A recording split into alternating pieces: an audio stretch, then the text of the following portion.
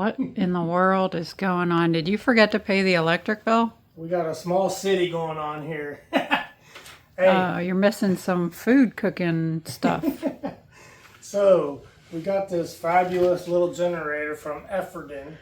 It's an inverter generator. And you're like, what does that mean, an inverter generator? That means it's safe to plug in your appliances. If you need to charge your phone, your laptop, computer, stuff like that, it's not going to surge and damage those items. It has protection for those items. So that's really what an inverter generator does. It also has an eco mode system. So it throttles the carburetor based on the load that's pulling off of it. So we have set up a couple of demonstrations, but before we get to those, we're going to talk about the generator, some of its accessory items, what it has going on here, and just how complicated is this thing to run, and how feasible is it to use on a whole house. We're going to talk about those things. So here's the model that we have here. I thought you might be setting up your own little house out here. I could power this garage over here. That's good. So what we're going to do is just kind of talk about some of the features on this thing. So if you'll zoom in here, I'll lean over. It's not running right now. Obviously, it's quiet. This is your on-off switch. Your Closer in here. Your eco mood switch, which I just talked about. You can have it off or on. But if you have it on, it throttles the carburetor based on the load pull, so it makes it more efficient. This is a reset in case one of your breakers trips. Here's your DC volt. If you need to charge something on a DC, like a cigarette lighter plug. These are lights and reset buttons, or reset buttons that will tell you when these trip. So if this gets overpowered, a light will come on here. Well, not a light, I don't think it's illuminated, but it'll let you know. It'll pop out and you push it back in. And this is for the other side. So you have two 20 amp plugs here, traditional house plugs. Over here you have a 30 amp, like an RV plug. Oh, so we can run the RV with this? You could, yes. Sweet.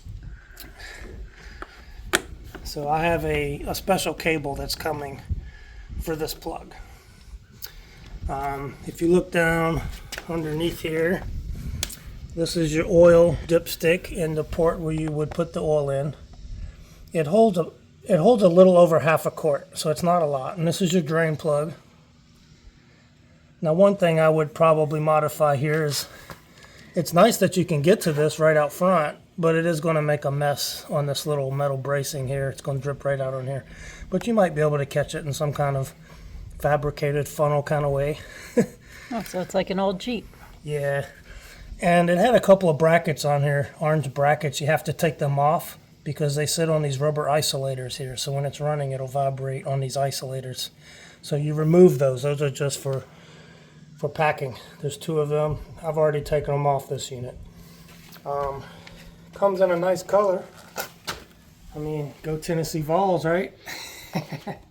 Like my old little Colorado pickup truck. Yeah, it was orange too, wasn't it? Sure was. As you come around the left side of the unit here, it has the instructions printed right on here on how to do it, what to do, the sequence. It is a pull start only. There's no electric start. There's no battery on this unit. This is your fuel. We'll go ahead and turn that fuel on so we don't forget later. This is a choke.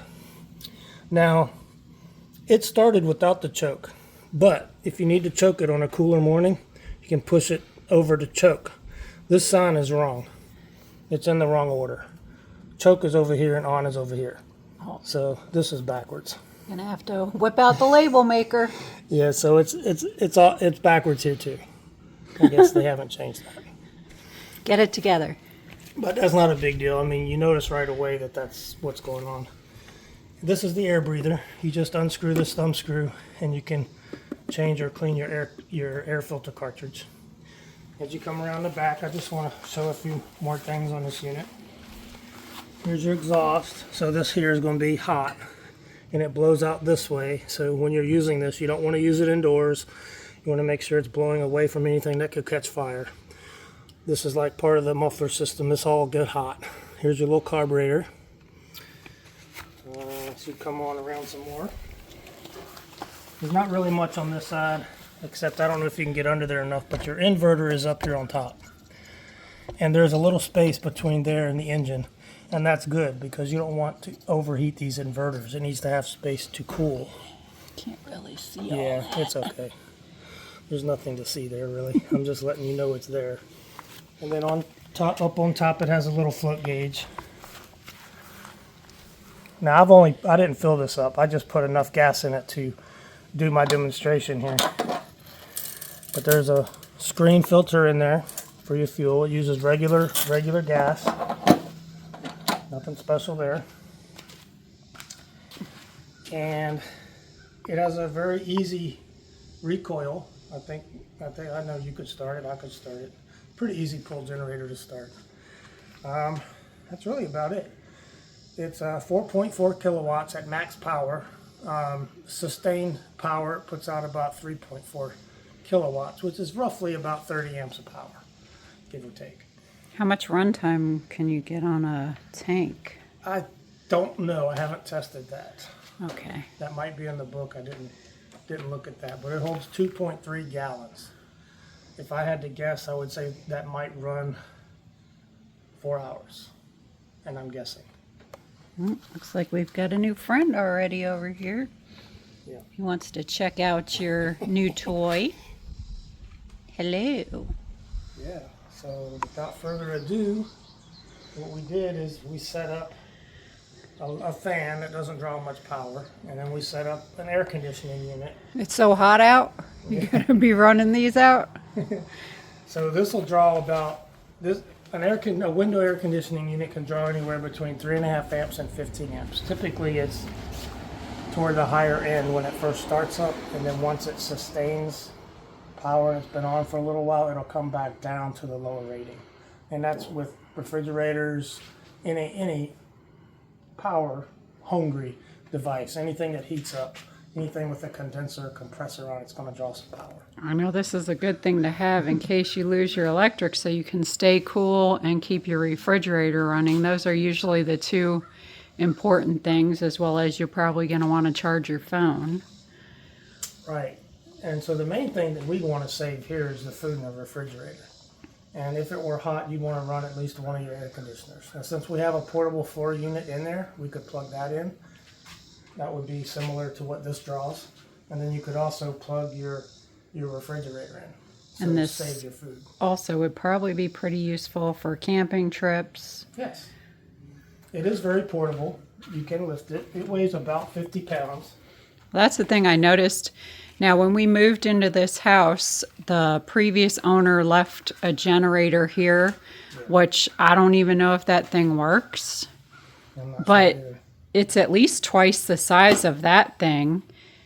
It's big, it's bulky, it's old, and I don't think it's going to put out what the newer ones are. And it's also not an inverter generator. So you wouldn't be, if you're charging your devices, you're taking a chance. A surge could, your devices, when you're charging those things, they're very susceptible to power surge because of the microchips that are in them and stuff.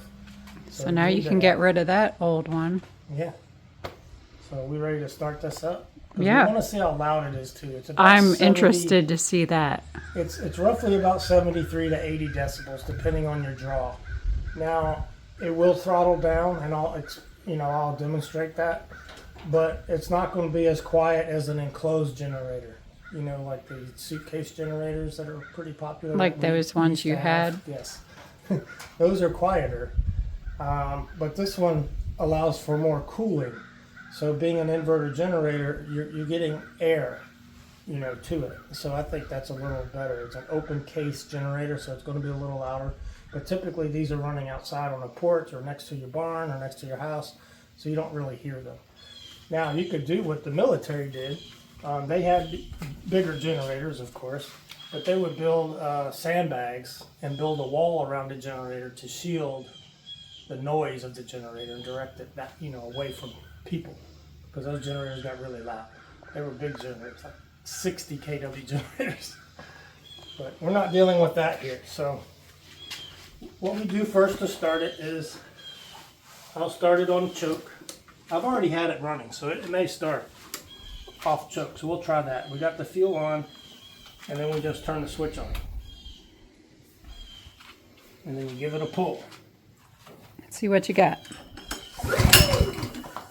All right, we'll give it a choke.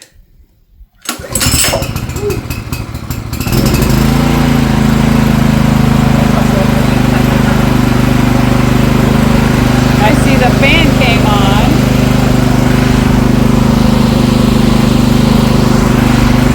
Fan's on.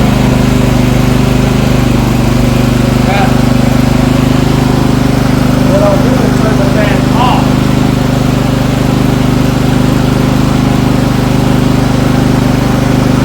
You hear the generator? A little bit. A little. Turn it on. Fan doesn't call much power. It's time to crank up that AC. Now we're going to turn this on and see if you listen to it when I turn it off.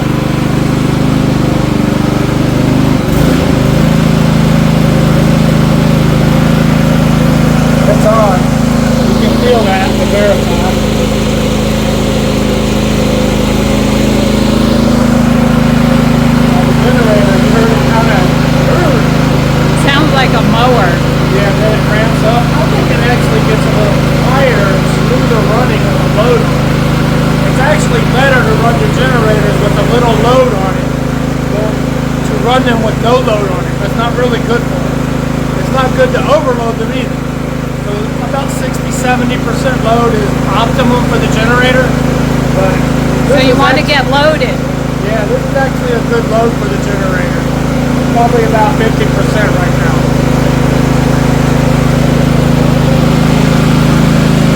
You're going to stay cool and get loaded. I'm going to turn this on high.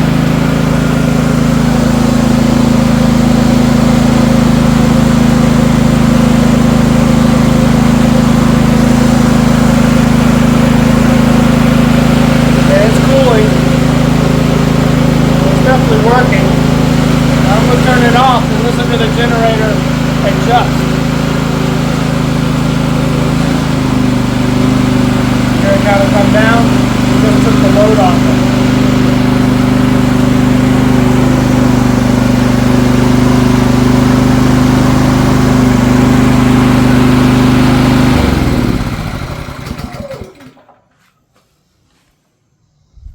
We'll give it another pull. So it kind of bucked the handle out of my hand when I did it.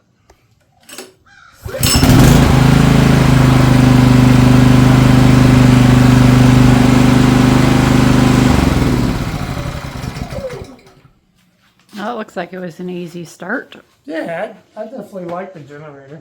You want to try to pull it? Sure. All right, give it a go. Do I have to press anything? Oh, I'll turn it back on for you. It's easier if you place one hand on the rail just to have something to pull against. Otherwise, you might pull a generator off the mat there. Because I've got a lot of muscle. Yeah. All right.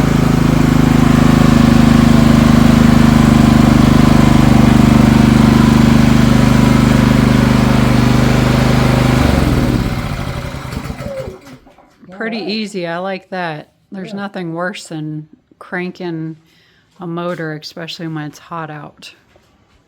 It looks like your buddy likes it too. He's moved to the top. Oh, he's a top tier lover. So, I think that concludes everything about this generator. Now, it's good to run them for about 3 to 5 hours, kind of break them in. It doesn't have to be all at once. And then change the oil, because you'll get some small particles in brand new oil. Another thing you don't want to do is you don't want to, I'm a big advocate typically for the synthetic oil, but you don't want to break in a generator with synthetic oil. So you want to use regular motor oil. It's 10W30 typically. Lawnmower oil, generator oil is kind of the same. And once I've kind of gotten through the break-in period, I'll drain it, and then I could put synthetic oil in there. But you need those rings to seat on the pistons before you go synthetic. So that's an important note. Outside of that, I like it. Is it true what they say? Once you go synthetic, you'll never go back? That's what I hear. That's worked for me. I was still trying to, I'm just flipping through your Oh, my little notes. book here to see if I see how long the runtime is Oh, let me look for you real on a quick. See if I can find some runtime. tank. Because that's kind of important. Yep. Want to know how Most of these long size you'll go. generators just hold a couple gallons of gas. This one's 2.3. And I think they'll run, I don't even know if it'll be in here. They run about 3 to 4 hours, maybe 5, depending on how much load you have on it. High altitudes takes a little more gas than at lower altitudes. It does talk about altitudes. It gives you the sequence of turning it on and turning it off, so you put everything in the right sequence. Talks about your engine oil, when you should replace it, your filter maintenance. There is it gives you your spark plug gap tube.